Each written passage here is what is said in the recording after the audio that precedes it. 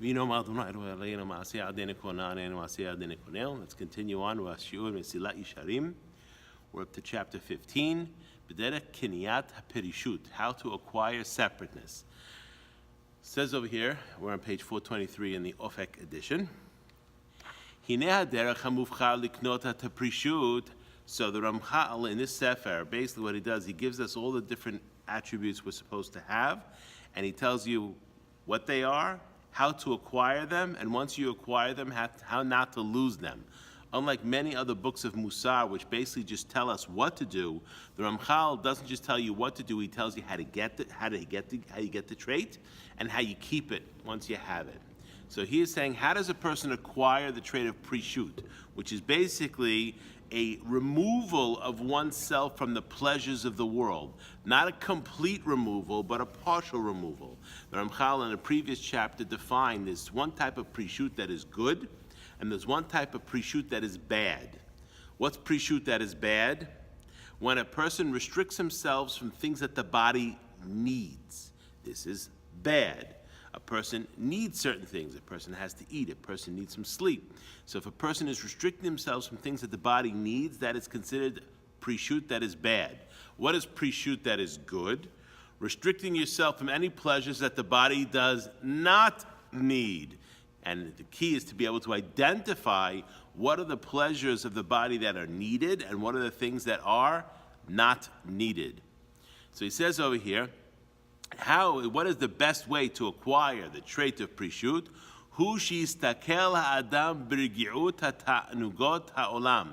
That he has to analyze, he has to look, he has to investigate, and basically look at the insignificance and the stupidity and the uselessness of the pleasures of the world,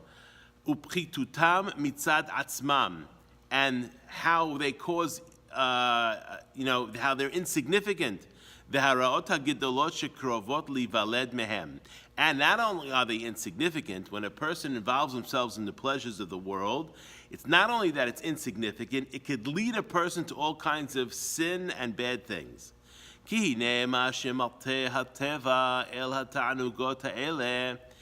what is it that predisposes a man's nature to want to go after these pleasures of life? Till the point where a person has to acquire for themselves a tremendous amount of strength and cunning in order to separate themselves from these things.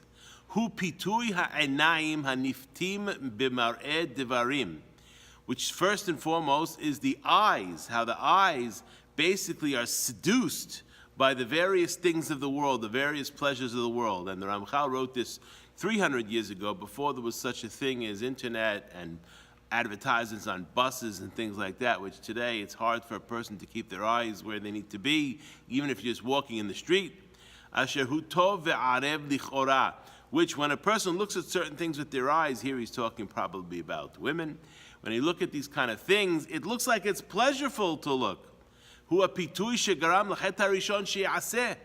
He says that the eyes will cause the sin, the first sin, which is of course the sin of Adam and Hava. Ke'edut hakatuv, like the takatuv, like it says in the pasuk.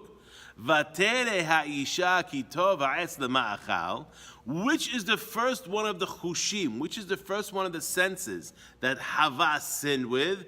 Vatere ha'isha, she looked, she saw with her eyes that the tree was tov lema'achal, was good to be eating. And of course, then he should continue on with the other ta'avot.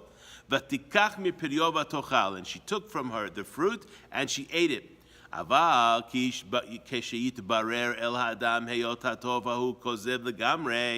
When a person analyzes and sees that this minimal pleasure of the eyes caused, what did it cause? It caused the degradation of mankind for the next 6,000 years. So one recognizes how dangerous it is if a person follows their eyes. That's why it says in Kriyat Shema, "V'lo taturu acharei levavchem ve'acharei einechem." A person should not follow after their heart and after their eyes. Asher tem zonim aharehem, which means the concept of znut is what? From getting pleasure out of things that one should not get pleasure. A person has to be very, very careful to guard their eyes, because that's the beginning of the sin. But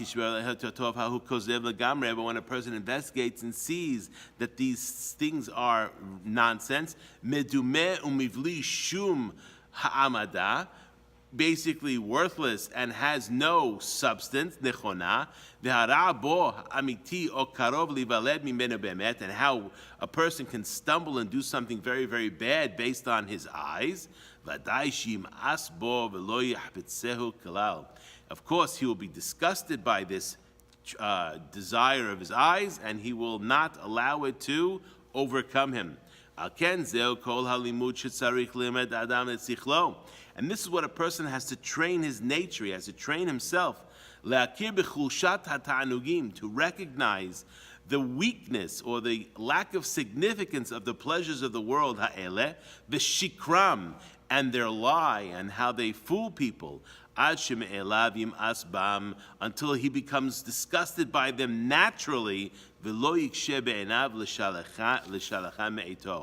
he will not allow his, it won't be so difficult for him to remove himself from looking at things he's not supposed to look at.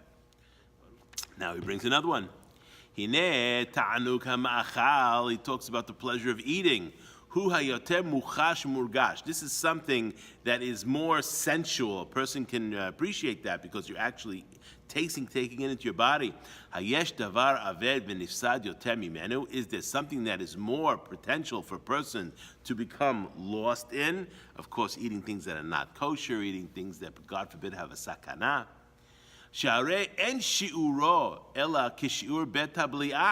Because when a person swallows, how much are you really swallowing? I mean, the bet b'liyah, the ability to swallow, what is it?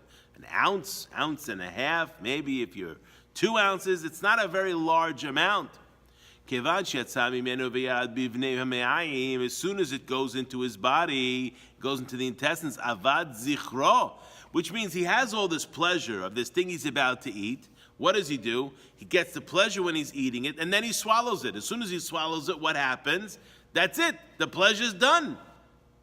The pleasure's done. If a person fills himself up with vegetables, or a person fills himself up with meat, the bottom line is you're still full. So the pleasure of what you enjoy is gone as soon as you swallow it.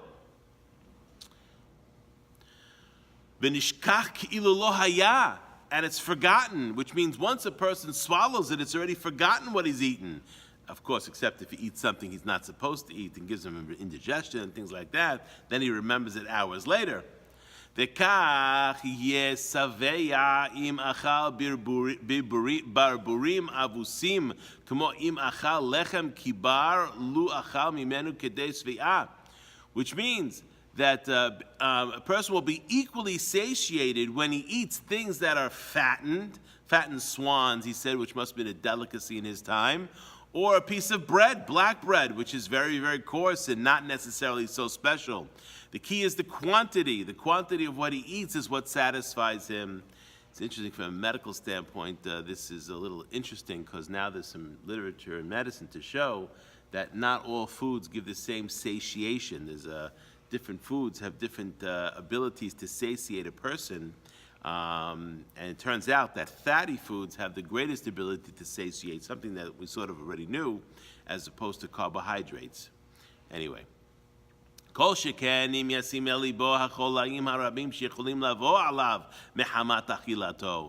much more so if he thinks about all the different sicknesses a person gets from eating things that are improper based on his either generally or because he has a specific health problem. If a diabetic is eating a lot of cake and cookies and junk food, that's going to be very bad for them. Different people have different restrictions of what they're allowed to eat. People who have congestive heart failure, they have to watch their sodium intake, their salt intake, otherwise they get sick and not feeling well. And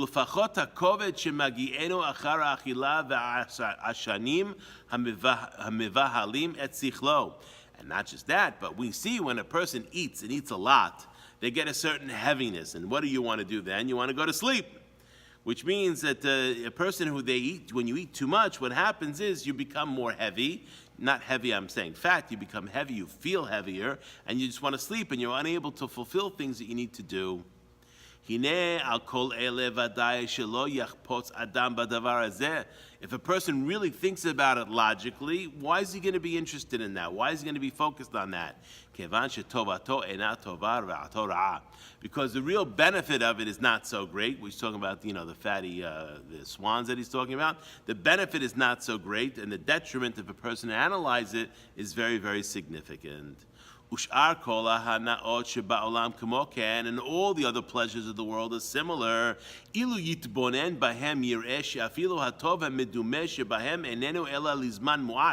If you look at any of the pleasures of the world, but you analyze and you see that it's very, very short-lived. Whatever pleasure a person might get is very, very short-lived. But even though the pleasure is short-lived, unfortunately the effects of that can last for a long time. God forbid a person, he engaged himself in illicit relations with a woman that he's violating, his wife doesn't know about it. This can come back later on. The 10 minutes, 15 minutes of pleasure a person gets, God forbid, she's married and now there's a mamzer that's born, the totzaot, the results could be disastrous. So you see, for the 5 or 10 or 15 minutes of pleasure a person gets, is it worth what a person loses? And the evil that can come from these types of things is bad, it's difficult, and it's also long-lasting, unlike the pleasure, which is short-lived. Until a person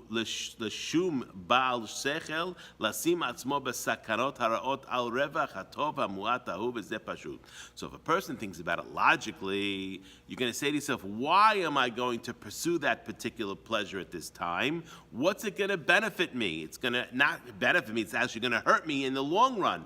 Why am I going to do it? And this is really involving a person's thoughts and sechel and knowledge in order to avoid focusing on the pleasures of the world.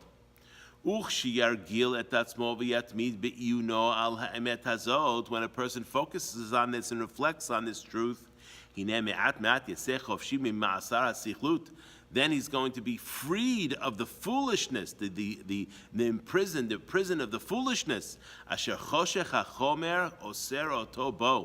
that the darkness of the materialism basically ties him up. It's like we talked about in the previous chapter where he says about, a person buys himself a very expensive car. Okay, you have pleasure a month, 2, 3 months, then already what happens? It's an older, it's already used. And now you still have to make the payments every single month of this thing, as opposed to getting something that is just as reliable, if not more reliable, and significantly cheaper. A person should not be fooled and allow all these pleasures of the world to influence them, to partake of them. So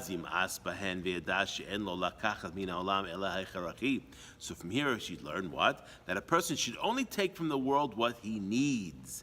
Like we've already written. Of course, here he's not necessarily talking about where there's a mitzvah of oneg, like on Shabbat, where in Shabbat there's an inyan, a person should eat things that are pleasureful and delicious.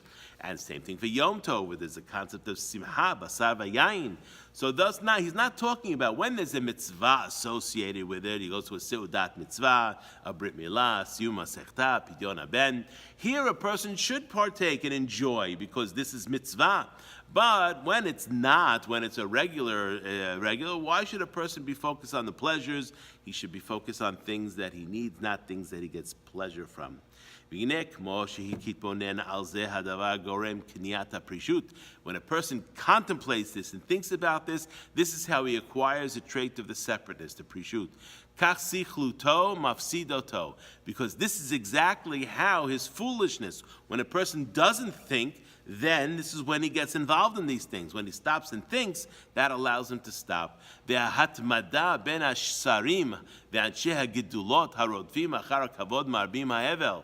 And basically, when people associate themselves with nobility, aristocracy, or people of great wealth, they pursue these kind of things, it also increases vanity. All a person has to do really is look nowadays at Hollywood and see that these people have plenty of money, they have fame, they have recognition, they have all the pleasures of the world, and yet they're miserable. They commit suicide, like this poor guy Bourdain.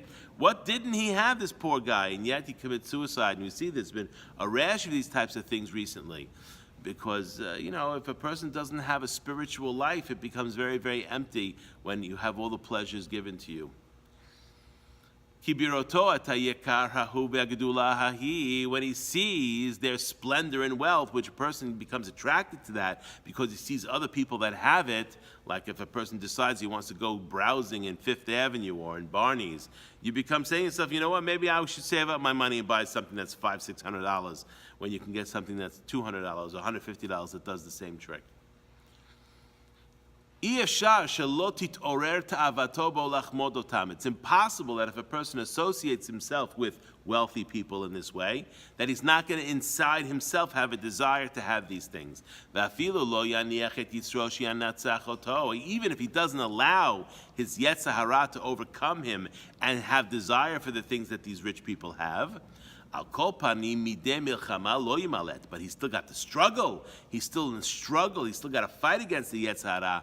And he's in danger. Why put yourself into a situation where you might fail? And this is what Shlomo Melech said in Kohelet. Tov lalechet el bet evel milechet el bet hamishteh. It is better for a person, it is more advantageous for a person to go to the house of mourning rather than to go to a house of feasting like a wedding. And that's because a person goes to a wedding, you have pleasures and all kinds of things, but sometimes you don't realize, you lose sight of what's really going on there. As a funeral, however, it keeps a person grounded properly. So Ramchal, this is a common theme he brings up throughout his entire sefer, the concept of hitbodedut, the concept of a person has to think. We are thinking people. This is what makes us different from the animals. We have to not allow our instincts to take over, but we have to think. Just like he removes from his eyes the things of the world, once he removes it from his eyes, then it'll also be removed from his heart. But if he allows his eyes to focus, then what happens? The heart goes after it. And David HaMelech in Tehillim already mentioned the importance of a person having seclusion, and he doesn't mean to separate yourself from the community here. He means secluding yourself and giving yourself time to think, as opposed to surrounding yourself in situations that you're going to be tempted. Mi yiten li ever kayona aufa eshkona. Oh, that I had the wings of a dove, I would fly away and find rest. Surely I would wander far off and lodge in the wilderness. We see David HaMelech is imagining and wishing that he had the wings of a dove, that he can go and fly to a place where there's no one else there, so he can contemplate and think about things that are important when he's not surrounded by other people. והנביאים אליהו ואלישע מצאנו היותם מייחדים מקומם על ההרים מפני התבודדותם. And we see, if we look at the prophets, we say Eliyahu and Navi, and we say Elisha, they spent a lot of their time in the mountains. Why did they do that? In order to have the proper hitbodedut, the seclusion, allowing the person to proper think and concentrate on what's going on. And we see the Chachamim, the Chasidim Rishonim, the initial pious sages, also followed in the ways of the prophets, and they also secluded themselves. They found that when they secluded themselves and contemplated, they were able to acquire this trait of the prishut much easier.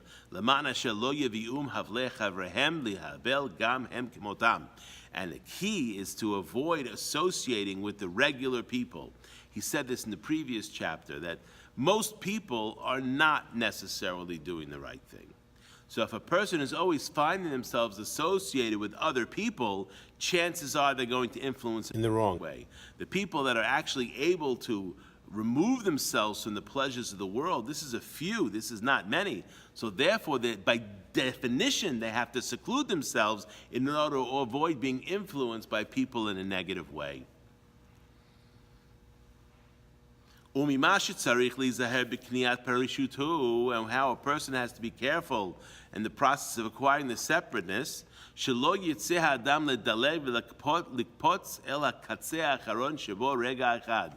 should not quickly try to jump and go to a place that's very, very advanced, which means everything has to happen in stages. The whole book is built on the fact that you don't go from being a person who's not behaving to being a chasidah, kadisha, to being a kadosh in 3 seconds. This is a process, and a person has to go through the process, and don't jump ahead, because sometimes you jump too fast, you fall, and it's hard to get back there. He won't be successful, because in order to change a person's nature requires time. These things don't happen quickly. He should separate himself a little bit at a time, which means a little bit at a time. Separate himself a little bit by little bit. Hayom yikne ktsat mimenu, do a little bit today. Umachar yosif alav, and tomorrow he adds a little bit on. Me'at yoter, a little bit more. Until he's accustomed to it all the time. And this is the way he can become second nature to him when he does it in that kind of way. So that's how a person acquires the trait of separateness. Okay? Baruch Adonai, Amen, Amen.